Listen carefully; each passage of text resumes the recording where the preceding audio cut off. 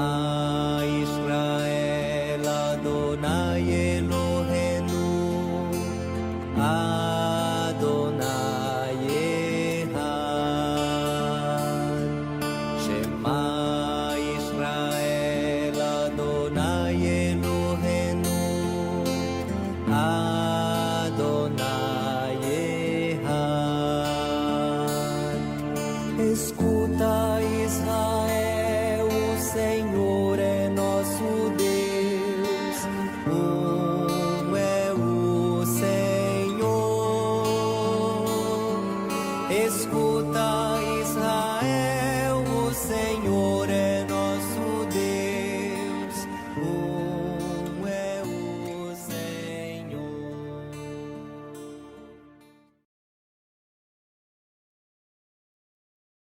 Pessoal, bom dia, a paz do Senhor a todos. Vamos continuar a nossa jornada do estudo do livro do Êxodo, capítulo por capítulo. Lembrando que a gente está terminando, né? Estão fechando. E quando você está diante de um fechamento, os livros eles vão tendo uma mesma característica, né? Vocês podem perceber que os capítulos vão tendo a mesma característica. Na verdade, esse fechamento aqui do livro do Êxodo é só uma prestação de conta, né? É um documento que vai especificando a obra que foi feita.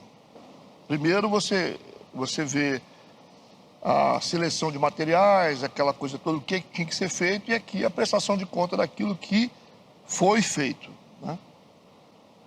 Tudo bem? Vamos orar? Pai Santo, nós te louvamos, te bendizemos, obrigado por esse tempo aqui na tua casa. Nós temos a letra, mas precisamos do teu Santo Espírito para nos conduzir, Pai. Nos leva além daquilo que nós estamos lendo, para que nós possamos compreender a tua vontade. Em nome de Jesus, amém e amém. Vamos para Êxodo capítulo 37. Abre aí a sua Bíblia. Nós estamos aqui na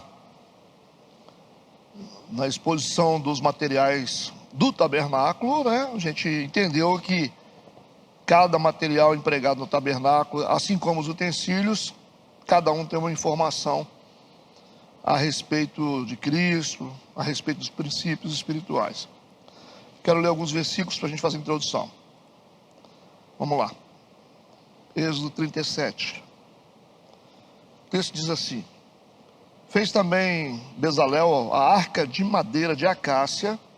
O seu comprimento era de 2 côvados e meio, e a sua largura de 1 côvado e meio, e a sua altura de 1 côvado e meio. Cobriu-a de ouro puro por dentro e por fora, e fez-lhe uma coroa de ouro ao redor. Fundiu-lhe 4 argolas de ouro nos seus 4 cantos, num lado 2 e no outro lado 2 argolas. Fez varais de madeira, de acácia, e os cobriu de ouro, e pôs os varais pelas argolas aos lados da arca para se levar a arca. Versículo 6. Fez também o propiciatório de ouro puro. Seu comprimento era de 2 côvados e meio, e a sua largura de 1 côvado e meio. Fez também 2 querubins de ouro, de obra batida, os fez nas 2 extremidades do propiciário. Tá bom até aqui, né? Ok? Nós temos aqui 29 versículos para a gente poder analisar, tá bom? Então vamos lá, versículo 1. Fez também. O fez também indica que essa obra está sendo desenvolvida, né? Está dizendo que esse capítulo é subordinado ao capítulo anterior. Então, se você quer entender, você precisa estudar não só o 37, mas também o 36, 35, 34, porque esse fez também indica que essa é uma sequência, tá? É importante para vocês que querem estudar a Bíblia, quando vocês virem assim, fez também, é importante entender que esse capítulo está ligado ao anterior. Você não vai conseguir entender se você não entendeu o anterior, certo? Porque eles estão ligados, né? É uma fala só, dividida por capítulos. Tá certo? Então fez também Bezalel. Bezalel aqui é o especialista que recebeu toda a capacidade de Deus. recebeu o conhecimento, recebeu a habilidade, a inteligência, a sabedoria, né, para poder confeccionar todo esse material. Então ele está agindo aqui como um líder que tem alguns trabalhadores subordinados a ele. Então essa obra do tabernáculo envolveu muita gente, e todos eles são artesãos. Para trabalhar esse tipo de obra aqui, você tem que ter especialistas. A gente falou muito sobre a questão do cristão especialista, porque a construção do tabernáculo representa a obra de Deus, né? Tudo que você faz para Deus, é só você observar os princípios embutidos nessas obras de construção aqui, tanto de engenharia, e você entende que a obra de Deus que a gente faz também exige princípios espirituais, certo? Então, eu estou fazendo a obra de Deus, isso aí. Da mesma forma como Deus manda construir um tabernáculo no deserto, se você vai evangelizar uma pessoa, você está fazendo a obra de Deus. Se você vai pregar, você está fazendo a obra de Deus. Se você vai cantar, se você vai, sei lá, discipular, tudo isso é a obra de Deus. Então, quando a gente faz a obra de Deus, a gente precisa saber o que está fazendo. E se a gente acha que não tem habilidade, a gente pede a Deus. Pede sabedoria, discernimento, certo? E Deus vai dando para a gente todas essas coisas. Está comprovado na Bíblia aqui que é Deus que dá. Não está provado isso? Então ninguém nasce pronto. Então a gente percebe que Deus não está preocupado com o nosso poder. Então Deus não tem, assim, preocupação se a gente tem poder, se a gente não tem poder. Deus não quer o nosso poder, Ele quer a nossa obediência, certo? Poder quem tem é Ele, né? Nosso poder não serve para nada. Não é verdade? Igual uma moça passou um zap para mim, assim, só um exemplo, tá, gente? Sem nenhuma intenção diferente. Ela passou um zap para mim e falou assim comigo: pastor, eu tenho uma doença, eu tenho câncer, falou, eu até compartilhei com o Robson, o irmão Robson, tenho câncer e tal. Aí ela falou assim, só que aí o pastor que me atendeu falou assim que meu caso é muito sério, não tem jeito. Não, assim, não a questão do câncer, né, mas a questão espiritual dela, que o câncer está sendo tratado. Ela falou, minha questão espiritual, o pastor falou que não tem, meu caso é muito sério, não tem jeito. Eu falei, mas como? Não tem jeito para mim, não tem jeito para você. Para Deus não tem jeito, velho. Não dá para você falar para uma pessoa aqui, sua questão espiritual não tem jeito. Como assim? Quem tem que saber isso é Deus, né? A gente faz a nossa parte e bota a pessoa na jurisdição de Deus e aí deixa Deus trabalhar do jeito dele. Não que não tem jeito. A gente está diante de um Deus que pode tudo. Então, assim, mais ou menos assim, né? Que está o mundo. Então não importa o tamanho das coisas, a gravidade das coisas, não importa isso. Para nós isso tem que ser indiferente, certo? A gente tem que entender o seguinte, se você, como Davi, da mesma forma como ele enfrentou um leão e um urso, ele enfrentou um gigante. São coisas diferentes? Ou não? É totalmente diferente, não? Um leão, um urso e um gigante. Ele matou todos. Não matou? E quem é que estava por trás dele? O Espírito Santo.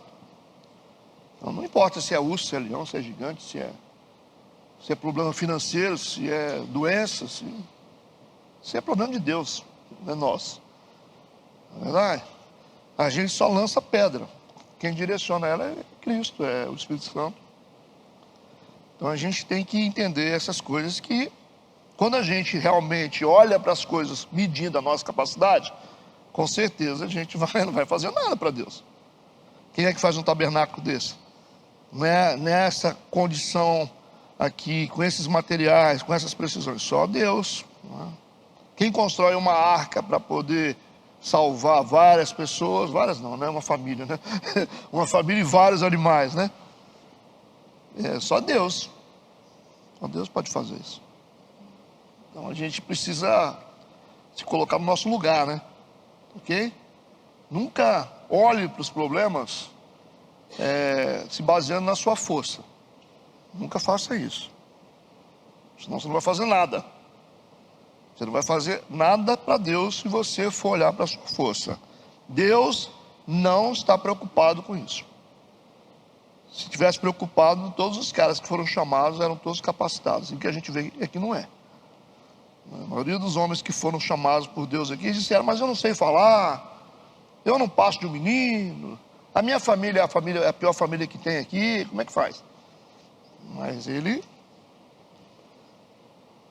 chamou gente que era incapacitado para capacitar, não é isso? Então Bezalel foi um homem chamado. E aqui o texto está dizendo que fez também Bezalel a arca de madeira de acácia. A arca da aliança era a obra mais importante do tabernáculo, feita de madeira, certo? O comprimento, 2 côvados, essa medida de côvado aqui, uma medida hebraica, unidade de medida da época, né? Hoje nós temos as nossas unidades de medida do mundo aqui ocidental, mas nessa época era côvado, né? Essa distância aqui, né? Entre o punho, é mais ou menos um palmo, mais ou menos, tá? Então está aqui, vamos falar a medida da arca aqui na linguagem de hoje. 1,10 m de comprimento por 70 centímetros de largura e 70 centímetros de altura. Quem quiser fazer uma arca aí, fica à vontade, tá? Tá aqui as medidas para você. Então é só fazer a conversão. Então ela tinha comprimento de 2 côvados, que é o equivalente a 1,10 m, 2 côvados e meio, né? E a sua largura de 1 côvado e meio, 70 centímetros, e a sua altura de 1 côvado e meio. Está aí. Comprimento, largura e altura. As especificações, é importante saber disso, né? Lembrar você das medidas aqui sendo especificadas. Interessante que é 1,10 m, ok? 10 centímetros, né? Uma coisinha assim, 10 centímetros. Por 70 centímetros, 0,70. Não é 50, 70. Deus está dando medida para a construção da arca, da aliança. Nós temos especificações, é um manual esse aqui, né? De especificação para quem vai trabalhar, para quem vai construir a arca. Então Deus entregou nas mãos do Moisés e disse: olha, é o seguinte, as medidas têm que ser assim. E esses caras vão ter que respeitar isso. Vão ter que saber de medida. Tá certo? E essas medidas vão revelar um Deus de princípios e ordem. Aí, né? É um Deus de princípio, um Deus de ordem. Você nunca fez obra lá na sua casa de pedreiro? Ou de marceneiro? Que você passou uma raiva? Ou não? Certo? Porque você fala: puxa, mas então você vai continuar torto? Você vê, mas o cara que está fazendo não vê. Interessante isso, né? Isso é um mistério que vocês conseguirem descobrir, vocês me explicam, tá? Que nós somos leigos, a gente vê que está torto. Mas os caras que são profissionais, eles não conseguem enxergar. Fica num ponto cego, né? Então vocês veem como que... Eu lembro que uma vez um cara estava mexendo num carro, ele era estrangeiro, né? Ele é de Portugal. Aí ele falou assim: rapaz, como que a qualidade de vocês é ruim no Brasil? Eu falei: verdade. O acabamento de vocês é horrível. Ele falou: já estive nos Estados Unidos, eu já rodei muitos países. Ele falou assim: mas como que o acabamento de vocês é péssimo? Eu falei: verdade. Ele falou: os profissionais do Brasil, a maioria são ruins. É verdade. Coisa de brasileiro, né? Deixa do jeito que está, né? Vai que passa, né? Vamos fazer assim, tá bom? Vamos cantar qualquer música hoje, vamos, né? Deus, que coisa de brasileiro. E eu fiquei até com vergonha. Eu falei: exatamente, você está falando a verdade. Nosso acabamento nunca chega num padrão de excelência, que é muito difícil. Lógico que toda regra tem exceção, né? Você tem profissionais bons, sim. Mas de uma maneira geral, as pessoas fazem as coisas de qualquer jeito, né? As famílias são configuradas de qualquer jeito, ministérios de qualquer jeito. Quando você tem uma proposta de princípios para uma igreja, todo mundo fica assustado. É tão assustado. Chegam os crentes e falam assim: nossa, como que é difícil, né? Fazer assim, pastor enjoado, né? O pastor é cri-cri, quer acompanhar tudo, né? Quer saber de tudo. Lógico. Se você não conseguir enxergar, você não consegue medir, tá certo? Você não consegue dimensionar se você não está perto vendo as coisas. Vocês que ficam muito incomodados com isso, né? Tudo tem que ser visto, tem que ser revisado, processo tem que ser revisado. Se esquece de pequenas coisas, manda guardar, cuida daquele negócio. E aquela planta ali, ó, tá? Não é planta de vera, cuida dela, daqui a pouco a planta está quebrada. Enquanto homens e mulheres lidam com grandes coisas, muitas coisas ao mesmo tempo. Às vezes o cara tem 20 empresas, toma conta de todas elas, o cara tem um boteco de banana, não consegue cuidar. Não é, gente? Nós vamos parar com esse negócio, com essa coisa. Isso reflete muito na igreja. Falta de estudo, falta de conhecimento, falta de dedicação, acabamento ruim. Não está bom, não. Você pode melhorar mais? Pode. Isso aí. Então nós estamos lidando com Deus de princípios e ordem. Quanto mais as coisas são organizadas, mais atrai a presença de Deus. Se você queria saber, fique sabendo. Tá certo? Deus é um Deus de ordem. Deus é um Deus de princípios. Deus construiu, Deus criou todas as coisas. E o que a Bíblia diz? E viu Deus que era bom. O que está dizendo aí? É um Deus que analisa processo. É um Deus que verifica acabamento. Viu Deus que era bom. Você acha que Deus fazia e saía para lá? Vamos fazer aqui os animais, vamos embora para lá. Vamos fazer o homem, está feito, vamos embora. Vamos fazer o sol, vamos dividir as águas. Vamos fazer as plantas. E era assim. Tudo na Bíblia, você vai, pega em Gênesis aí, vê lá. E viu Deus que era bom. Por que ele viu que era bom? Ele viu que era bom porque ele viu que não era ruim. Por isso que ele viu que era bom. Então ele mesmo está fazendo a avaliação da sua própria obra. Essa é uma lição. Deus faz mal feito, pastor? Não, só está ensinando para a gente. A Bíblia é para a gente, não é para Deus. Viu Deus que era bom. Você viu se está bom? O que você fez? Você mesmo fez a avaliação para ver se estava bom? Não viu. Você não viu não? Você deveria ter visto. Você escreve um texto aí e você coloca aí um monte de sem vírgula, sem ponto, sem acento. Aí você vai dizer assim: pastor, eu não vi, sabe por quê? Porque sou eu que vou ler. É? Você é um péssimo profissional. Você será um péssimo obreiro. Porque o primeiro cliente que você tem que ter é você. Você tem que olhar e falar assim: não está bom para mim. Se não está bom para mim, não está bom para os outros. Claro. Mas sou eu que vou ler. Não interessa se sou eu que vou ler, se é eu que vou usar, se isso vai ficar restrito para mim. Eu preciso ver e falar assim: isso não dá certo, quero fazer certo. Tudo começa assim. É assim que a gente faz. A gente avalia as pequenas coisas, né? Faz com que as pequenas coisas estejam boas. Vou fazer uma comida. Só eu que vou comer. Mas não interessa se sou eu que vou comer. Como assim? É igual o cara que pega lá o arroz, o feijão, fala: vamos misturar tudo esse negócio aí que dá no mesmo? Vai misturar mesmo? Não, vamos separar as coisas. Mas depois não vai. Pastor, eu não vou tomar banho porque amanhã eu vou me sujar de novo. Não, vamos tomar banho hoje, que amanhã a gente se suja de novo, a gente toma banho de novo. Que história é essa? É uma loucura. E isso reflete na obra de Deus. Aí quando você quer uma igreja que funcione certo, fica todo mundo assustado. Pastor, eu não estou me adaptando não. Não está se adaptando mesmo, porque a sua cultura é ruim. Não é a cultura do reino. Cultura ruim. Certo? Não é assim que funciona. Você tem que ter uma cultura boa. Se você quer crescer, você quer prosperar, você quer frutificar, você tem que ser saudável. Sua cultura tem que ser boa. E a melhor cultura é a cultura do reino. Então já basta que a gente vive num país com uma cultura horrorosa, não é verdade?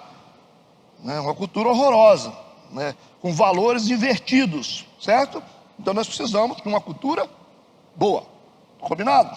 Então nós vemos aqui as especificações das medidas revelando um Deus de princípios e um Deus de ordem. Para Deus, a ordem é o que há de mais importante. Organização. Ok? Tudo que Deus faz é com ordem. Tudo que Deus faz é com ordem. Porque a ordem, ela chama atenção. A desordem tira atenção. Versículo 2: cobriu-a de ouro puro por dentro e por fora. A arca sendo construída, coberta por dentro e por fora de ouro. E fez-lhe uma coroa de ouro ao redor. Então essa sobreposição de ouro derretido sobre a madeira, isso não é simples, né? Você vai pegar uma madeira de acácia e vai revestir ela de ouro, derrete o ouro, né? Para compactar esse ouro na madeira, não é simples. Então essa é uma técnica egípcia, eles aprenderam no Egito. Por isso que eles estão aplicando aqui. Então essa técnica aprendida no Egito, nós temos aqui os hebreus preparando a arca. Então assim, a vida e o mundo não é de tudo ruim. A gente tem que saber filtrar as coisas boas, não é verdade? Às vezes você tem coisas boas sim. O mundo, não, peraí, a gente vive no mundo, a gente trabalha no mundo, a gente se relaciona com gente do mundo. Então tem coisas que estão lá, não estão aqui dentro do nosso contexto. Mas não quer dizer que essas pessoas ou essas coisas são ruins. Eles estão usando uma técnica egípcia para fazer algo para Deus. E aí fica a dica, né? Que às vezes a gente pensa que lá fora está tudo ruim e aqui está tudo bom. Você pensa. Às vezes as coisas, tem gente dentro de igreja que é pior do que os que estão lá fora. Você tem dúvida? Você não tem dúvida não, né? Gente que engana, gente que mente, gente que enrola. E às vezes você tem um amigo que está lá fora que é um cara que nem na igreja vem, mas é um cara que você confia muito mais do que alguém da igreja. Doeu essa realidade para vocês? É uma realidade dura, mas que a gente tem que trabalhar com ela. Porque às vezes nós confiamos mais no cara que está lá fora do que no cara que está aqui dentro. Aliás, a gente já viveu coisas mais difíceis dentro da igreja do que lá fora. As maiores decepções, as angústias que a gente vive mais dentro da igreja do que lá fora. Pastor, mas a igreja é boa, né? Claro, a igreja é boa, a gente vai para o céu, nós somos uma escolha de Deus, mas nós não somos tão bonzinhos como a gente pensa, não. Ok? Muitas vezes você tem que ter uma empresa com funcionários que não são cristãos. Às vezes acontece. Você não acha funcionário cristão? Você vai fazer o quê? Vai fechar a empresa? Não, pastor, eu prefiro ter o cristão aqui dentro, que ele não sabe nada, que ele chega atrasado, que ele é enrolado, do que ter o ímpio. Você é um bobão. Você é um bobão. Tá? Eles não tinham técnica própria para poder fazer esse processo. E eles precisavam fazer isso com a técnica do Egito. Ok? Então eles ficaram no Egito, não foi só para poder ficar lá sendo punido. Não, eles foram para o Egito também para aprender algumas coisas que eles não sabiam. O Moisés mesmo, por que Moisés foi para o Egito? Para aprender o que é governo. Por isso que ele foi para o Egito. Ele aprendeu o que era governar. Mas só governar não era suficiente para Deus. Ele precisava também saber pastorear. Por isso que ele ficou com Jetro, o sogro dele. Ele tinha que saber estar no alto da montanha e estar lá embaixo ao mesmo tempo. Da mesma forma que ele sabia sentar num trono, ele sabia limpar caca de ovelha. Aí Deus fez o líder assim. O líder tem que saber, né? Senta num trono e vai lá para o mato limpar caca de ovelha, mexer com ovelha. O líder tem que saber fazer isso. Por isso que a gente precisa entender essas coisas que são importantes. Tá bom? Versículo 2, a gente está aqui. Ouro sendo derretido, colocado sobre a madeira. E a coroa de ouro que está ao redor é um elemento decorativo, tá? Que fica em volta da arca. Versículo 3. E fundiu-lhe 4 argolas de ouro nos seus 4 cantos. Num lado 2 e no outro lado 2 argolas. Só relembrando para vocês para que servem essas argolas, porque essa arca não poderia ser tocada. Por isso que tinha argolas para carregá-la. Colocava-se uns varais, um varão, né? A Bíblia chama de varais, né? Que são os varões de madeira revestidos de ouro. E os sacerdotes tinham que colocar esses varões nas costas e para carregar a arca, porque não poderia ser tocada. Se tocasse, morreriam, provando o valor espiritual da arca da aliança, que representava a glória de Deus. Tudo bem? Por isso que essas argolas foram fundidas de ouro. O ouro aqui sobre a madeira representa questões altamente espirituais, tá? Onde você vê ouro aqui é porque o valor né, muito usado nas questões espirituais. Até os pagãos fazem isso, né? Faziam isso também, e fazem. Né? As culturas antigas também usavam ouro para os rituais, lá com seus deuses, né? Com seu panteão. E eles sabiam que o ouro tinha uma representação de coisas relacionadas à divindade. Por isso que o ouro está sendo empregado aqui.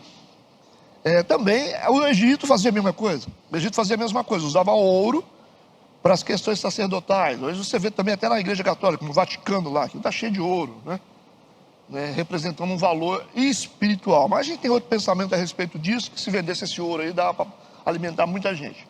Mas tudo bem, ouro aqui não tinha tanto valor como hoje, não é verdade? Era um metal que tinha em abundância, mas tinha a sua representação. É uma arca que tem medições 70, né, e o I-10 é 5 de comprimento, e as argolas, onde vão passar esses varões, ou varais, né, elas deveriam estar fixadas na parte superior. Não é verdade? Deveriam ficar melhor, porque aí você concentra o peso para baixo. Ok? E você coloca as argolas, a arca fica para baixo. Mas foi ao contrário. Deus mandou fixar na parte inferior. O que acontecia? A arca tinha que ficar acima dos carregadores. Mas já mostra a posição. O nível diferenciado da arca em relação aos homens. Acima deles. Certo? E não correria o risco de tocar nela. Porque se coloca ela para baixo, eles esbarravam nela. Se esbarrar, vai morrer. Então, fica acima de vocês não correm o risco de esbarrar. E a outra questão é a dificuldade para carregar, né? Porque aí precisava de mais equilíbrio. Quando você bota as argolas por baixo, você precisa de um equilíbrio maior para carregar, que ela tende a cair mais fácil. E aí eles tinham mais cuidado para carregar, por se tratar de coisa sagrada. Porque se coloca as argolas em cima e a arca fica pendida para baixo, eles iam carregar de qualquer jeito, porque não tinha risco de cair. Mas já que as argolas estão embaixo, a arca fica assim, eles têm que andar assim, pianinho, né? Equilibrando ela o tempo todo para ela não pender. Para mostrar que quando a gente carrega a glória de Deus, a gente tem que carregar com cuidado. Só isso. Que Deus estava dando um recadinho para eles. Vocês estão achando que vocês vão sair carregando isso aí de qualquer jeito? Vocês estão muito enganados. Podia falar assim, o senhor podia botar as argolas em cima? Eu falei, não. As argolas ficam embaixo e vocês vão ter que ter cuidado dobrado para carregar essa arca, porque se vocês andarem de qualquer jeito, ela vai cair. É isso que acontece com a gente, como líder, né? Como sacerdotes que somos, como igreja. Quando a gente anda de qualquer jeito, a glória cai. Não é verdade? Ah, mas eu ando do jeito que eu quero. Anda do jeito que você quer, então. Vai andando aí. Continua andando do jeito que você quer. Você vai ver o que vai acontecer com a glória que está sobre a sua vida. Vai cair. Então nós temos aqui, versículo 4. Então fez dos varais de madeira de acácia e os cobriu de ouro. Viu os detalhes, gente? Os detalhes de Deus para a construção. Esses detalhes são muito importantes para quem vai construir. Porque esse documento, eu chamo de documento por causa das especificações, foi destinado a princípio para os especialistas. Por isso que o cara que pega aqui o manual, ou pega lá o projeto, o arquiteto pegou o projeto, ele fala assim, tá, eu estou entendendo aqui, isso aqui é importante mesmo, né, esse número aqui e tal. Porque eram especialistas que iriam entender isso aqui. Por isso esses detalhes, certo? Não adianta você falar assim, mas esse negócio de Bíblia está enjoado, fica repetindo a mesma coisa, cheio de detalhes, a gente já entendeu. O mundo de Deus não é assim não, gente. Os detalhes ajudam a gente a também lembrar da importância, né, dos princípios, e traz uma informação em cada ponto, em cada vírgula, cada palavra que tem na Bíblia, Deus está falando alguma coisa. Então por que o Senhor não entregou tudo? Porque nem tudo a gente vai ter. A gente não vai ter tudo. A gente pode mergulhar na Bíblia hoje, a gente vai ter um percentual, mergulha amanhã no mesmo capítulo, a gente tem outro percentual. Porque se não fosse assim, né, por exemplo, eu prego há quantos anos? Há mais de 20 anos. E no mesmo livro. Que livro é esse? Que livro é esse, gente? Que tem tanta coisa assim. E os caras que o Billy Graham pregou quantos anos? Não sei. No mesmo livro. De onde sai dentro da água assim? E a gente olha e fala assim, poxa, eu não sabia disso, cara. Não sabia desse negócio. Já li isso um monte de vezes, nunca vi esse negócio. Pois é assim que a gente se sente, né? Quando você acha que você está numa poça de água, você se depara com um oceano, que você pode tentar nadar nele e que você nunca vai conseguir descobrir tudo. E a Bíblia diz que tem coisas que ainda não são reveladas, a gente conhece só em parte. Quando a gente chegar lá em cima, que a gente vai conhecer por completo. Imagina, né? Vamos seguindo. Aí o versículo 4 vocês entenderam, né?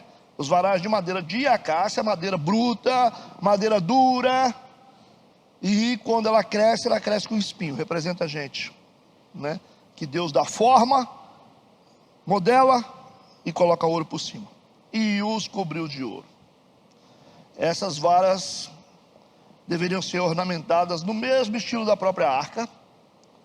Deviam sempre permanecer fixadas nos anéis. Quando eles paravam em algum lugar para acampar, ela não poderia ser removida do lugar. Então a arca ficava ali com os varões encaixados nela. Por quê? Se precisar tirar ela para o cantinho, tinha que pegar pelos varais. Não adianta esse negócio de empurrar com o pezinho, empurrar com a mãozinha, não. Se tocar, vai morrer. Então as varas ficavam fixas nela, para que se você precisasse mover para algum lugar, ninguém tinha que tocar nela.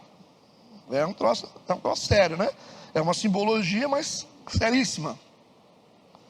Ela não poderia ser profanada pelo contato de mãos humanas. Versículo 5. E pôs os varais pelas argolas aos lados da arca para se levar a arca. Está aí o detalhe, né? Então a arca da aliança usa esses varões para ser carregada, mas ela não foi feita como as arcas egípcias, para você poder desfilar, fazer procissão. Ela não foi feita para isso. Então esses varões para carregar a arca é só para transportar, porque eles são nômades, só para isso. Não tem nenhum momento que você, vamos fazer uma procissão aqui para ficar andando junto com a arca. Não, não tem isso aqui. Essa arca aqui, ela é muito restrita para o povo hebreu, e não há nenhum interesse de Deus que ela seja mostrada.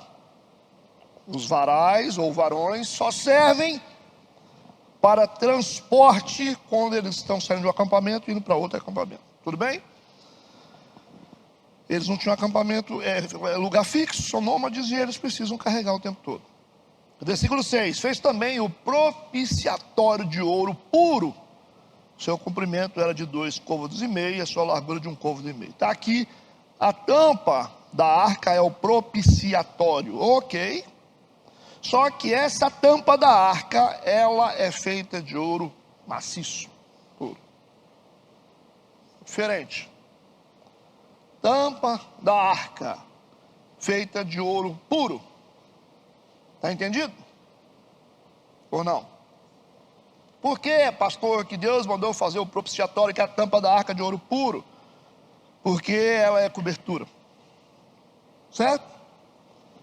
Quando a gente fala de cobertura, nós não estamos falando de valor financeiro, nós estamos falando de valor espiritual. O ouro aqui não tem valor econômico para Deus aqui, tem valor espiritual, por isso que o ouro está sendo empregado. Quando a gente vê uma arca de madeira revestida de ouro, por dentro é madeira, né? O oco dela é madeira, a parte de dentro, madeira. Ela é toda revestida de ouro por dentro e por fora, só que o invólucro dela é madeira. Só que a tampa tinha que ser de ouro puro, porque trata-se de cobertura. Certo? Então a gente vê uma consistência espiritual mais relevante na cobertura. Entendeu ou não entendeu? Nós estamos vendo a consistência espiritual da cobertura ser mais relevante. Por isso que tem mais ouro. Porque cobertura tem que ser mais espiritual. Quem está na posição de cima precisa buscar mais, precisa se dedicar mais, precisa estar mais próximo de Deus, ok? E esse é o princípio de cobertura. Por isso que a tampa é de ouro puro. Isso aqui é uma pode ser feito aí, o pessoal que gosta de coach, né? Fazer uma palestra de liderança só com essa arca. Não é assim? O pessoal gosta de pagar rios de dinheiro aí para participar de uma palestra que muda a vida em meia hora. vai para a Bíblia, que olha que esse livro está escrito há muito tempo, hein? O que vocês acham? Nós estamos em Êxodo, hein? Enquanto essa galera das palestras coach, nada contra coach, né? Mas tem os caras que sabem o que estão fazendo, que tem formação, mas tem muito artista, né? Então, enquanto eles estão tentando descobrir a pólvora agora, sobre princípios espirituais de liderança, de excelência, estão tentando vender esse peixe para uma plateia que não conhece nada de Bíblia.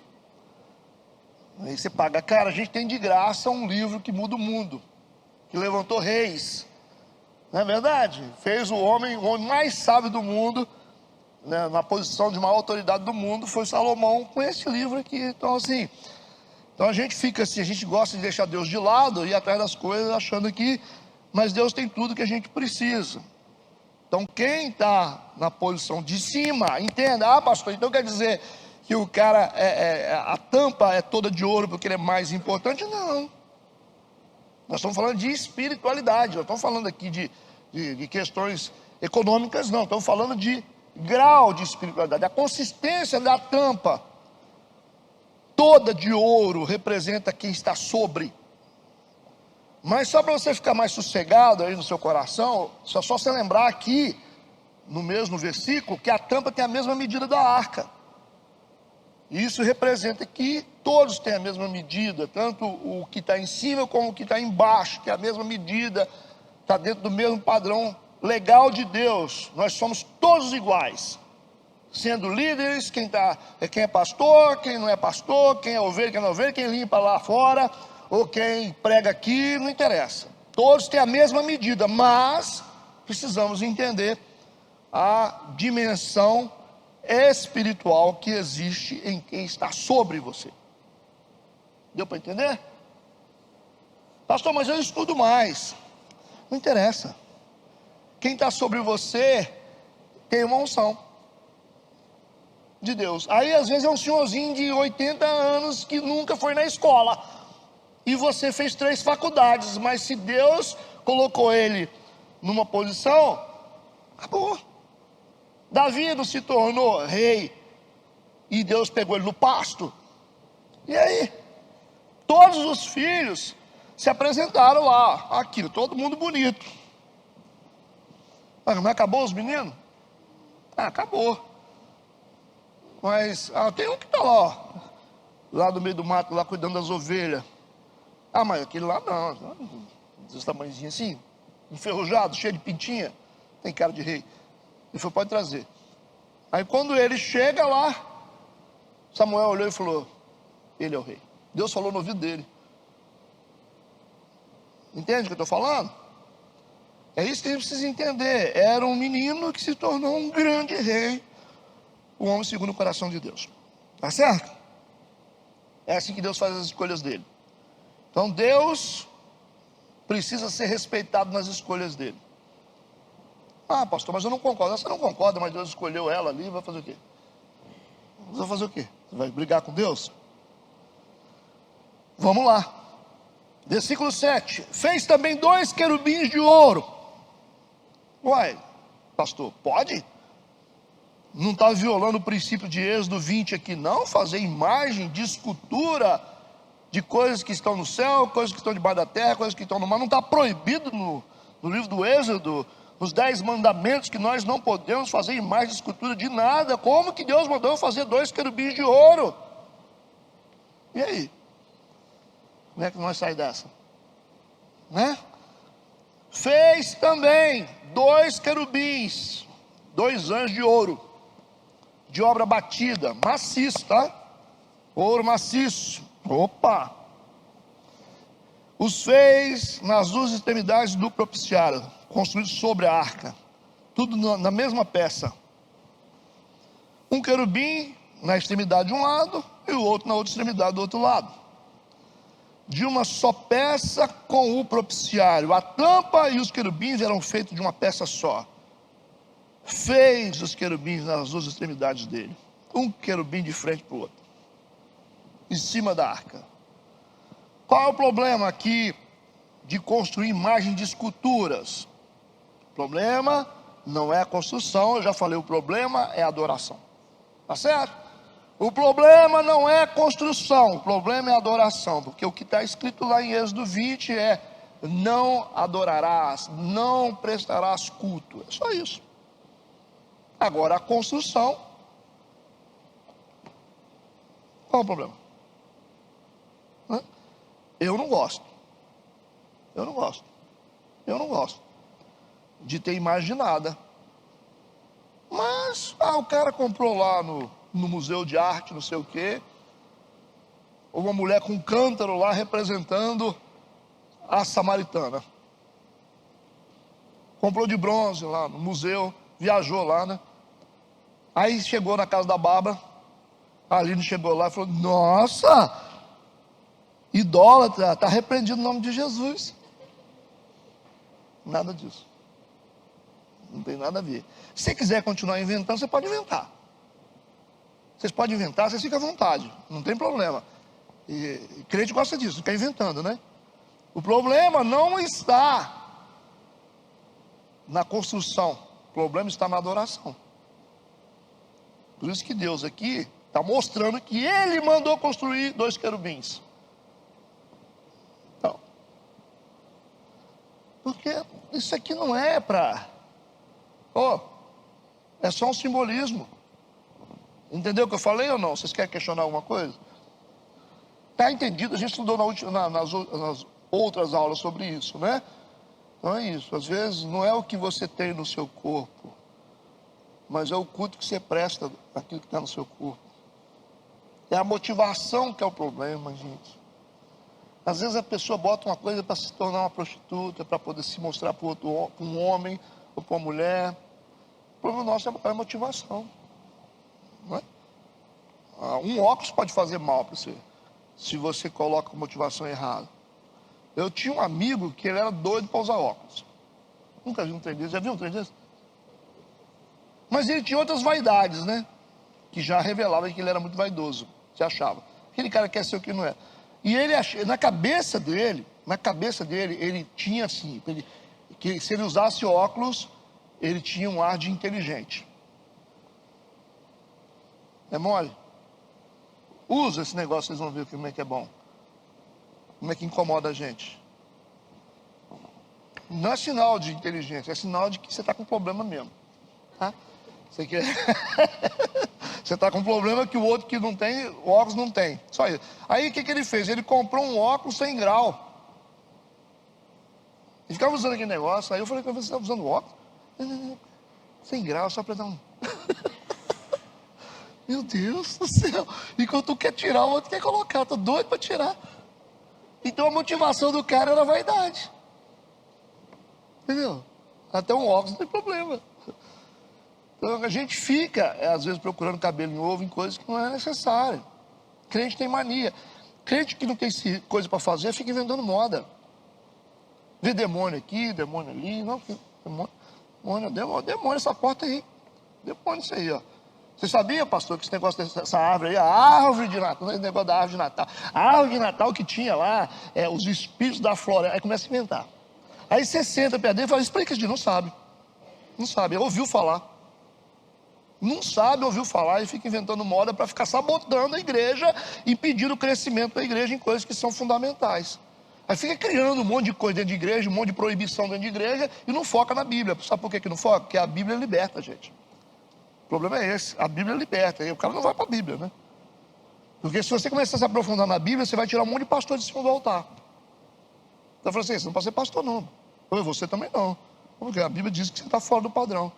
É só começar a estudar a Bíblia que você começa a separar o joio do trigo. Conhecereis a verdade vos libertará. E tem muito líder que não tem interesse que as pessoas entendam as coisas não.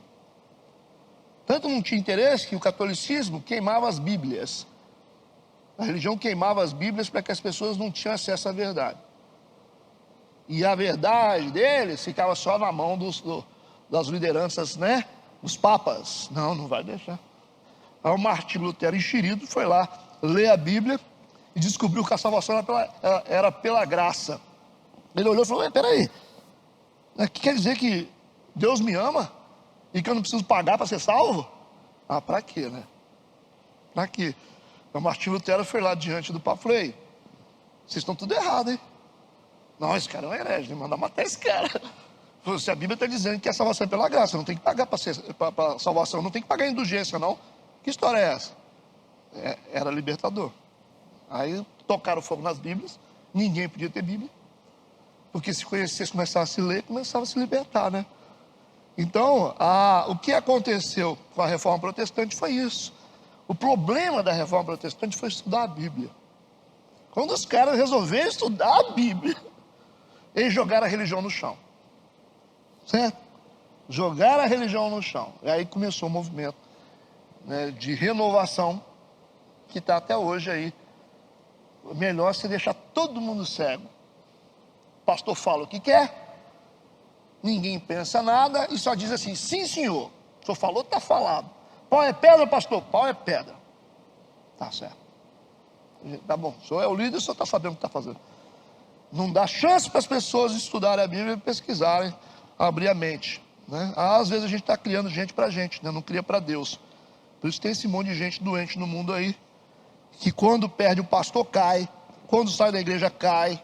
É por isso, porque as pessoas não são feitas para Deus, são feitas para homens, para pessoas, para instituições. Crente, você joga ele no deserto de verdade, ele fica vivo lá. Crente de verdade fica, você pode jogar ele para qualquer lado. Você joga ele lá no deserto, joga lá na China, no Afeganistão, eles ficam tudo vivos. Eles ficam mais fortes ainda. Agora, quem não é crente, está num ambiente desse aqui, tá bom. Se não tem ar-condicionado, já desvia. Sim, desviado. O pastor falou alto. O culto foi. Eu não vou nunca mais naquela igreja. O pastor falou um negócio que foi para mim. Foi só para você. Esse povo, né? Os crentes, essa geração, né? Pão com ovo que tem hoje, né? Infelizmente, vai servir lá nesses países aí de hostilidade, você vai ver o que é bom para tosse, né? Vamos seguindo aqui. Fez 2 querubins de ouro, de obra batida, e fez nas 2 extremidades do propiciário, um querubim na extremidade de um lado e o outro na outra extremidade do outro lado. De uma só peça com o propiciário fez os querubins nas 2 extremidades, ok? Versículo 9, e os querubins estendiam as asas por cima, cobrindo com elas o propiciatório, que é a tampa. Seus rostos estavam de frente um do outro. Os rostos dos querubins estavam virados para o propiciatório. Eles ficavam assim, com as asas, olhando para a tampa. Okay? Então, os querubins é uma ordem angelical. A gente tem na Bíblia aí como que são distribuídas as ordens angelicais. A gente tem serafim, querubim, arcanjo, ok? Cada anjo tem um nome. Você acha na Bíblia, serafim você só vai encontrar num lugar, né? No livro de Isaías, você vai encontrar, né? A palavra serafim. Arcanjo na Bíblia só tem um. Por favor, toma cuidado com esse negócio de falar arcanjos. Você vê muito isso. Deus está mandando 3 arcanjos aqui agora. Vocês já viram isso? Com espada na mão. Então arcanjos não é no plural. Arcanjo só existe um, Miguel. Só existe um arcanjo. Um anjo, ele é uma pessoa e ele é vinculado a Israel. Não tem nada a ver com igreja. Se for ver na Bíblia aí, você vai ver que o trabalho de Miguel, ele é um guardião de Israel. Você vai ver alguns episódios aqui, mas ele não tem vínculo com igreja, certo? Porque Miguel, ele é um príncipe de alta autoridade. Então ele vem para trabalhos específicos. Vocês lembram lá do profeta Daniel? Quando ele estava orando pela nação, aquela coisa toda. Aí veio o príncipe da Pérsia, que era um príncipe, né? E impediu que o anjo Gabriel chegasse até Daniel para dar informação de Deus. Aí o anjo Gabriel justificou: olha, eu não consegui, né? O príncipe da Pérsia se colocou entre eu e você, eu não consegui te entregar o recado. Aí Deus foi e mandou vir o Miguel para poder dar conta do recado. Aí veio o irmão mais velho, né? Veio o príncipe Miguel aí para botar o diabo para correr. Entendeu isso? Que era o príncipe da Pérsia, que são entidades, igual o príncipe da Grécia. Ok? Então são poderes superiores, igual principados e potestades. Quando você ouve esses nomes, principados e potestades, não está totalmente direcionado para o mundo das trevas. Principados e potestades tem no céu e tem no inferno, porque principados são príncipes, potestades são poderes superiores. Então você tem potestades e principados do céu, principados e potestades no inferno. Por isso que a Bíblia diz que Deus está acima de todo principado e toda potestade. Que na hierarquia Jesus é o cabeça de tudo. Então quando se fala potestade, são poderes superiores. Agora se é do céu, se é do inferno, príncipes. Então no céu tem príncipes, anjos que são príncipes, que são guardiões de coisas grandes, associados a coisas grandes, com coisas específicas. Ok? Essa ordem de querubins aqui é uma ordem que são guardiões da santidade de Deus. Por isso que eles estão sobre a tampa da arca, porque a arca, ela é extremamente santa, os querubins estão com asas cobrindo e estão guardando a santidade de Deus. Por isso que eles estão aqui. Ok? E por isso que lá no jardim do Éden, quando Adão e Eva foram expulsos, Deus colocou 2 querubins na porta, com espadas. Olhou para eles e falou assim: daqui vocês não voltam não, tá? Não tem como, né? Quando, por exemplo, Lúcifer foi expulso do céu, ele era da ordem dos querubins. Ok? E quando ele foi expulso, aí o pessoal pensa, né, que Deus saiu de lá e falou assim: ei, você se rebelou contra mim, né? Se rebelou. Não, Deus não fez isso. Deus ficou sentado no trono numa boa. Aí os anjos colocaram a espada e disseram assim: daqui você não passa. Mas por quê? Mas porque você se rebelou contra Deus. Deus descarga, desceu, não é? A própria rebelião já jogou ele para baixo. Então Deus não precisa sair do trono, é a gente que vai para baixo. A gente pensa que Deus vai vir, não. Quando a gente quebra um princípio, a gente desce automaticamente. Ok? Então os querubins pertencem à ordem angelical responsável pela guarda da santidade de Deus. Por isso que estão aqui representados sobre a arca da aliança, fundidos na tampa. Tudo bem? Versículo 10: fez também a mesa de madeira de acácia. Mesa de madeira. O comprimento era de 2 côvados, e a largura de 1 côvado. A altura é a mesma altura da arca. É uma mesa, e a gente vai saber a função dela daqui para frente. A mesa possui a mesma altura da arca, mas a largura e o comprimento eram diferentes. Ok? Vamos ver aqui, versículo 11 e 12. Cobriu-a de ouro puro, e fez uma coroa de ouro ao redor dessa mesa. Fez também ao redor da mesa uma moldura da largura da mão, e fez uma coroa de ouro ao redor da moldura. Tanto o material em madeira de acácia, com revestimento de ouro, e o acabamento de coroa ao redor, é similar à arca da aliança. Percebe isso? Tem grau de relevância espiritual também. Esses materiais empregados, tanto com as suas variações de medidas, se dão devido à sua ordem de representatividade e de seu valor espiritual. Então essa mesa que vai ser colocada dentro do tabernáculo, ela possui um alto grau de valor espiritual, por isso que também é revestida de ouro. Okay? Agora, ela tem uma coisa interessante, que vocês vão ver aqui, diferente da arca. Versículo 14 e 15. De frente da moldura estavam as argolas para os lugares dos varais, para se levar a mesa. Então a mesa também tinha que ser carregada. Não poderia ser tocada constantemente por ser muito sagrada. Afinal estava dentro do tabernáculo. Fez também os varais de madeira de acácia e os cobriu de ouro para se levar à mesa. A diferença que existe dessa mesa para a arca é que os varais poderiam ser removidos. Certo? Por quê? Porque havia um momento que os sacerdotes tinham que manusear a mesa, para preparar a mesa dentro do tabernáculo. Então, como eles estavam preparando a mesa, eles tinham que tocar na mesa. Era diferente da arca. Então ela tem um grau menor de relevância espiritual do que a arca da aliança. Compreendeu o que eu falei? Por isso que os varais poderiam ser removidos. Porque eles poderiam tocar na mesa, porque os sacerdotes tinham que preparar a mesa com os pães. Versículo 16. Fez de ouro puro os utensílios que haviam de estar sobre a mesa, os seus pratos, colheres, tigelas, taças, e que se haviam de oferecer libações. A palavra libação é oferta de líquido, ok? Toda vez que você oferece uma oferta de líquido, você está fazendo uma libação. No mundo das trevas também eles fazem a mesma coisa, derramando sangue, água, o óleo deles lá. Então, geralmente, Os satanistas trabalham com libações, que eles trabalham com líquidos derramados nas suas oferendas. E a libação é uma oferta de líquido, ok? Que pode ser, aqui no caso dos israelitas, líquido água. Você viu lá, quando a água foi derramada sobre o altar que foi construído pelo profeta Elias. Pode ser derramado o vinho, que tem um simbolismo, né? Ou o sangue, que era ofertado. E esses utensílios que eram usados lá dentro do tabernáculo, todos de ouro, tá? Todos de ouro. E esses mesmos utensílios depois foram levados para o templo, quando Salomão construiu o templo. Tudo de ouro, você imagina? As taças de ouro.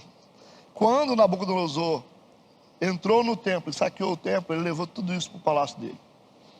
Que coisa horrorosa, né? E o que ele fazia? Ele fazia as festas deles, aquelas orgias deles. Lá Nabucodonosor pegava aquela taçona que era usada dentro do tabernáculo, que ele tinha saqueado, e tomava vinho ali. Aí ali ele mexeu com Deus, viu? É a mesma coisa que acontece quando nós, que somos utensílios de Deus, a gente vai para o mundo e o mundo usa a gente. Mesma coisa. A mesma indignação que Deus teve com Nabucodonosor, teve com outros reis, Belsazar, porque eles gostavam de usar as coisas de Deus para as suas orgias. Então isso que acontece. O diabo adora essas coisas. Ele adora usar as coisas de Deus. Ele tem uma inveja de Deus tão grande. Tanto é que esse altar de sacrifício que os satanistas usam, isso saiu da Bíblia. O altar foi Deus que criou. E eles adoram essas coisas, os rituais. E adoram copiar Deus em tudo. E a coisa que ele mais gosta é usar as coisas de Deus. Ele vê o cara igual você assim, ele fica querendo. O diabo, ele não quer, o negócio dele é usar as pessoas. Essa é a grande coisa, né? Usa, depois joga fora. Usa, depois joga fora. Aí usa o corpo da mulher. As mãos que deveriam ser uma bênção para ungir as pessoas, para abençoar, né? Para ajudar as pessoas, é uma mão que é usada para bater, para espancar, né? Para roubar. Né? Um instrumento desse aí, que é para glorificar Deus, aí o cara vai lá para os botecos da vida, fica lá tocando, né? Os pagodinhos da vida. É um vaso de Deus que está sendo usado lá. Quando você desvia, é isso aí. Nós somos um vaso de Deus. Por isso que Paulo foi chamado, ele é um vaso escolhido para Deus encher. Quando a gente se presta a esse tipo de coisa, para ser usado pelo diabo para fazer as coisas, a gente está fazendo a mesma coisa aqui, né? Quando os utensílios de Deus são levados e entram nesse nível de profanação. O nosso corpo foi feito para ser templo. Não é templo do Espírito Santo, o corpo? E o que se faz com o corpo hoje, nesse mundo ocidental? Virou um lugar de demônios. Não é verdade? Um lugar de demônio. A prostituição é você usar o templo. Para a prostituição é você fazer virar um lugar ou um tabernáculo de demônios. Isso é prostituição, ou não? E por que essa agressividade nessa geração que tem hoje contra o corpo? A agressividade dessa geração contra o corpo é a indução do diabo em fazer com que os jovens profanem o corpo, cortem o corpo, né? Furem o corpo, mutilem o corpo. Isso aí. Eles acham que é bonito, né? É a moda, continua aí. Bota para tudo quanto é lado, umas tatuagens que sobem por aqui na cara. O que eles estão dizendo? O que o diabo está fazendo? Não adianta ficar reclamando, não, e dizer, não, pastor, o senhor está sendo muito assim, quadrado. Não é quadrado, não. É uma guerra contra o templo, porque se você destrói o templo, você tira Deus da terra. Isso é questão de inteligência. Se o diabo destruir todos os corpos, Deus não tem lugar para habitar, gente. Deus é espírito. Deus não consegue entrar na terra sem ter corpo. A gente vai ter que ficar falando disso até quando? A igreja é a única maneira de Deus entrar na terra através da igreja. Como é que Deus vai andar aqui na terra? Deus não anda na terra sem os nossos pés. Deus não fala na terra sem a nossa boca. Deus não alimenta o pobre sem as nossas mãos. Esse conceito de corpo, a gente precisa entender o que significa isso. Nós somos membros de um corpo. A Santa Ceia é o sangue que dá vida para o corpo. Quanto mais nós estamos ajustados, Deus habita em nós. A única maneira para trazer Deus para a terra é através da igreja. Ele não falou para os discípulos: vocês fiquem lá,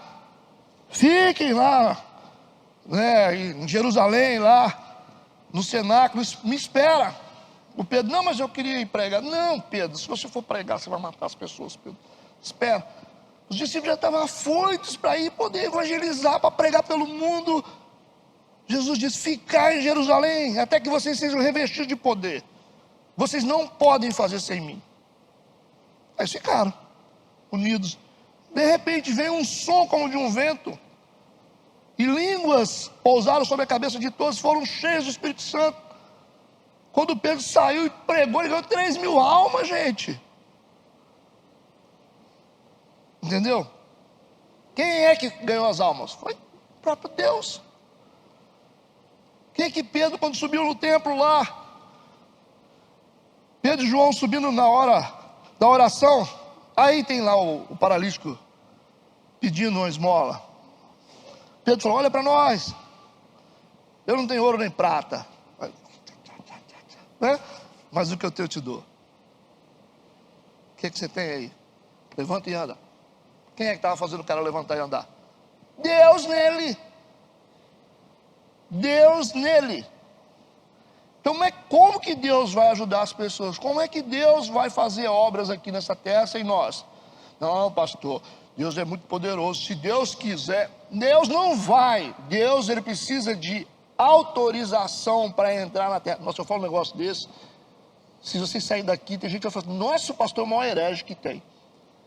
Deus não pode entrar numa terra que ele entregou nas mãos dos homens. Deus não tem autorização para entrar numa terra que ele mesmo entregou nas mãos dos homens. Ou não? Ele falou: eu dou para vocês autoridade. Tudo que está aqui, que se move na terra, eu dou para vocês. Está em Gênesis isso, gente. Vocês têm autoridade sobre tudo, vocês vão dominar sobre tudo. Deus transferiu o direito de autoridade para o homem, e a partir desse momento, Deus só pode entrar na terra através dos homens. A oração que a gente faz é um termo de autorização para Deus agir na terra. Por isso que ele diz: orem sem cessar. Continue orando, não parem de orar, orem. Porque ele falou: se vocês não orar, eu não entro. Então a oração é um termo de autorização para Deus agir. Por que você acha que a gente precisa orar? Temos que orar pela nação, porque Deus não tem como entrar, intervir, sem a oração. Porque Ele criou esse princípio. Vocês não conseguem fazer sem mim, mas para mim ir aí, vocês precisam orar. Aí Ele entra na gente, como Ele entrou no Moisés, Ele entrou no Davi, entrou em Isaías, entrou em todos os profetas e mulheres. Na Bíblia foi Deus que entrou, gente. Através dos homens, Deus fez a obra. Está entendido isso? Por isso que nós temos que cuidar do nosso corpo. Vocês viram a importância que vocês têm? Que nós temos? Então aqui, ó. Sabe quando é que Deus faz assim? Com a mão? Quando a gente faz. Por isso que fica tudo assim, né? Parado. Deus disse: eu preciso de homens que se coloquem na brecha. Eu preciso de homens e mulheres que colocam na brecha. Ele falou: eu preciso usar vocês. Aí você vê Deus tendo todo o trabalho para ir lá. Deus querendo agir na nação de Israel, ele vai atrás do Gideão. O Gideão está lá malhando trigo no lagar. Um homem comum está lá. Aí Deus senta debaixo de uma árvore e fica olhando ele trabalhar. E Deus, ele que precisa daquele homem. Ele falou: Deus quer usar ele para libertar o povo, que o povo tinha orado, o povo tinha pedido. Aí o Gideão: mas olha, minha família é a família mais pobre que tem aqui, como é que o senhor vai me usar? Aí Deus viu que ele era humilde e falou: você vai nessa força sua. E Deus capacitou ele.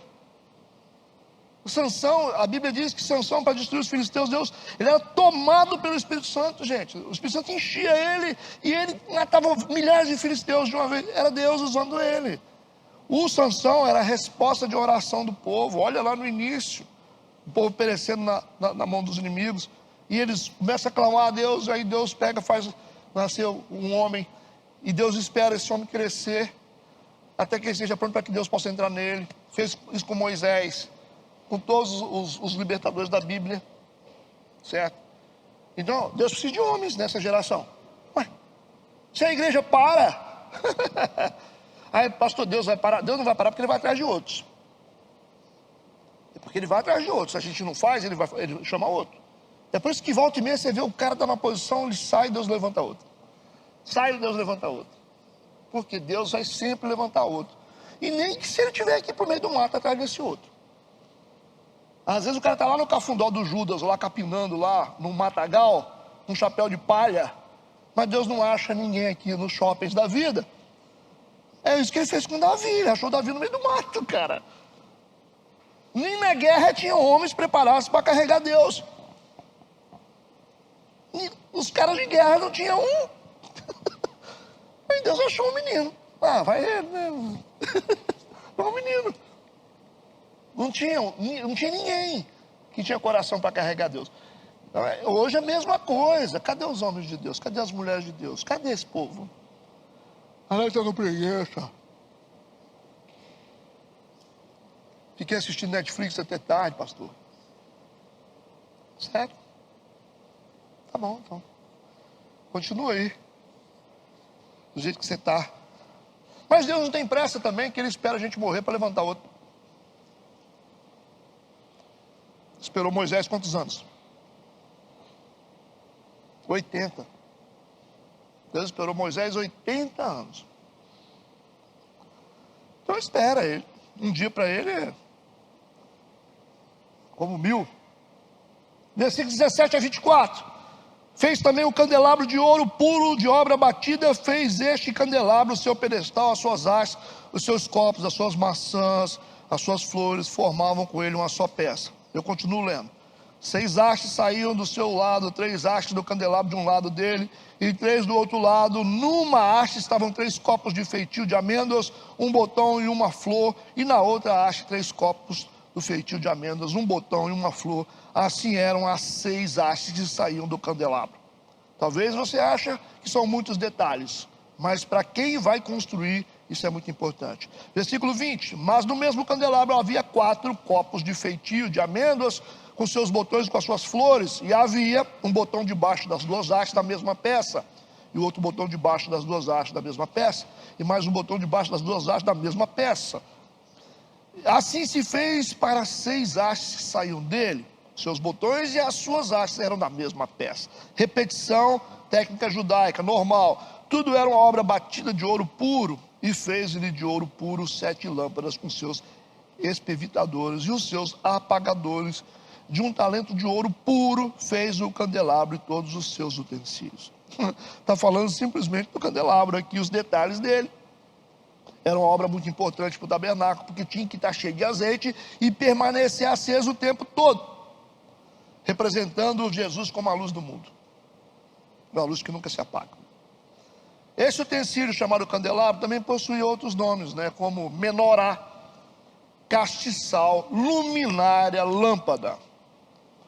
Às vezes a gente menorá, né? O pessoal do judaísmo, as igrejas judaizantes que gostam de ter nas igrejas isso para representar, né?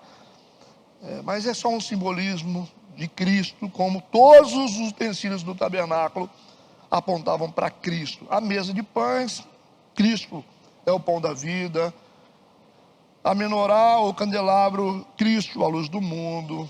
Ok? O altar de incenso, a ascensão de Cristo na sua ressurreição, e por aí vai. Versículo 25, e fez o altar do incenso de madeira de acácia. Lembra que é revestido por dentro, né, de ouro. A medida de um côvado, e o seu comprimento de um côvado, a sua largura era quadrada, e de 2 côvados a sua altura dele mesmo eram feitas as suas pontas. O incenso representa o quê? as nossas orações. Está claro isso? Estudamos isso bem? O incenso representa as nossas orações que sobem como cheiro suave às narinas de Deus, mesmo sabendo que Deus não tem narina. Ok? Mesmo sabendo disso, porque Deus não é homem, Deus é Deus. O incenso representa as nossas orações e ao mesmo tempo a ascensão de Jesus ao céu na sua ressurreição. Até esses incensos que é usado aí nesses movimentos de nova era, né, de esoterismo, né, tá mandando uma mensagem para a gente também, tá? Então tem uma mensagem no incenso, copiado da Bíblia também. Acender o incenso, o aroma suave são as nossas orações. Então se você ora com discernimento, você ora de maneira certa, aí a gente fala, pastor, mas a gente tem que orar assim, né? De qualquer jeito, não, a gente ora, Deus entende a gente. Deus entende a gente. Não importa se você vai falar com Deus do jeito que você puder falar. Deus vai te ouvir. Certo? Só que o reino de Deus tem salas e antessalas, meu amigo. Quanto mais for inteligente a sua oração, quanto mais discernimento você tiver na oração, mais acesso você terá. Se não fosse assim, a Bíblia não dizia que a gente não sabe orar. Então nem todo mundo que ora sabe orar. Porque a gente precisa orar certo. Por isso que Jesus deu a matriz do Pai Nosso. Se não existisse uma matriz, Jesus não dava o Pai Nosso. Os discípulos disseram, nos ensina a orar. Quando vocês forem orar, orem assim. Pai Nosso que está no céu. Então temos lá todo o protocolo da oração sacerdotal. A oração sacerdotal é a oração que chega, é a oração que acessa. Se não for sacerdotal, bate no teto e volta. É isso. Então a oração tem que ter adoração, antes de pedir, a gente já estudou sobre isso, né? Então tem que orar. A oração de Neemias é a oração sacerdotal, né? Uma oração que glorifica a Deus, uma oração que expõe a culpa do orador, aquele que está orando, né? Que admite pecado, e depois os pedidos vêm no final. Quem gosta de jogar pedido na cara de Deus logo cedo, não recebe nada. Porque Deus é rei, né? É protocolo do reino. Se você, igual você chega lá na sala do juiz, entra lá na sala do juiz, doutor, ele não vai nem olhar para sua cara. Você entra lá no fórum, não entra. Não entra mesmo.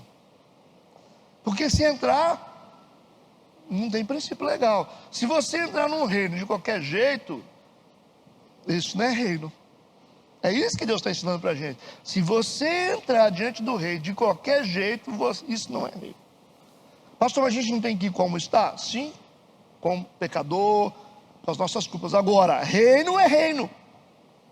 Ninguém entra no reino de qualquer jeito. Você pode tentar.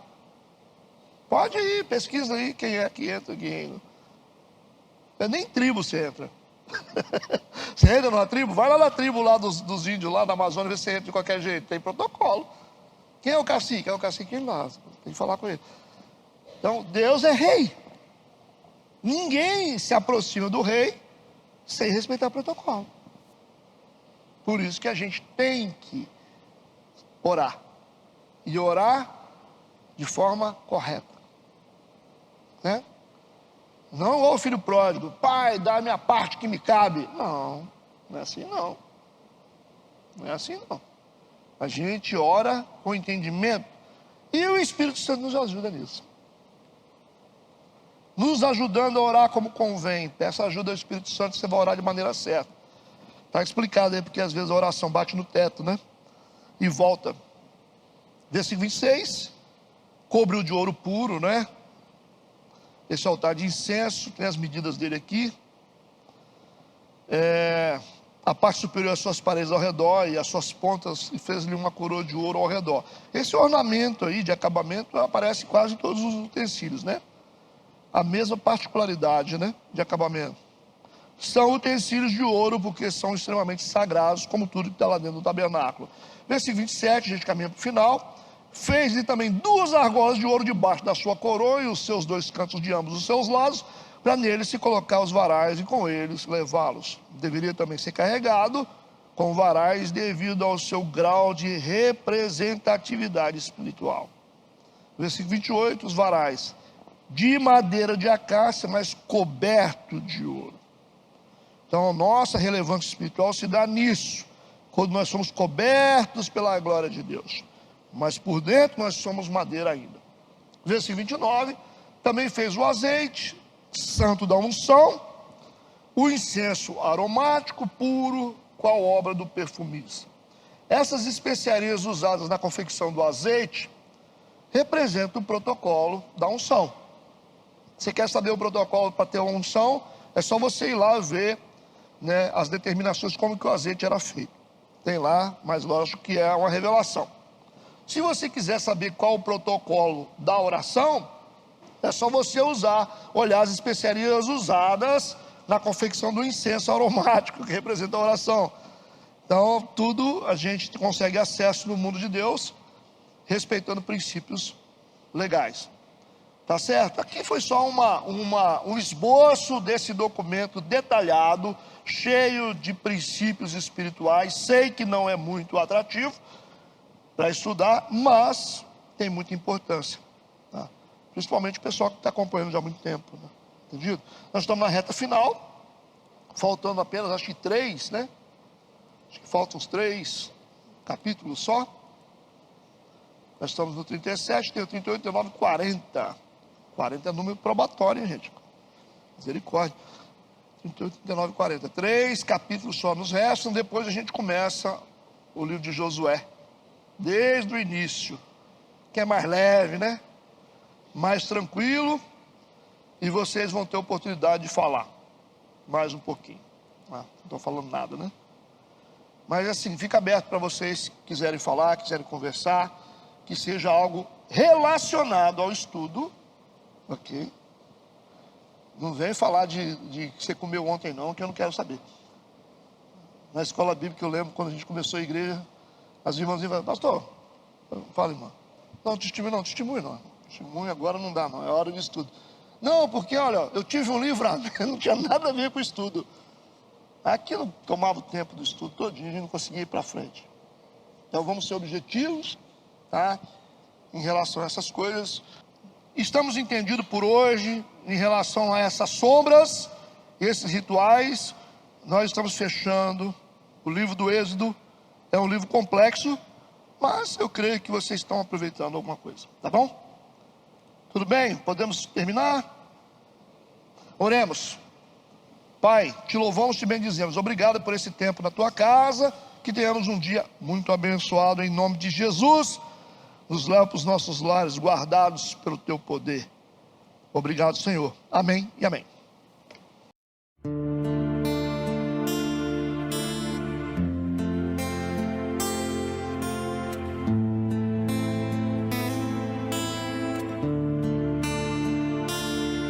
Shema Israel Adonai Eloheinu Adonai Echad.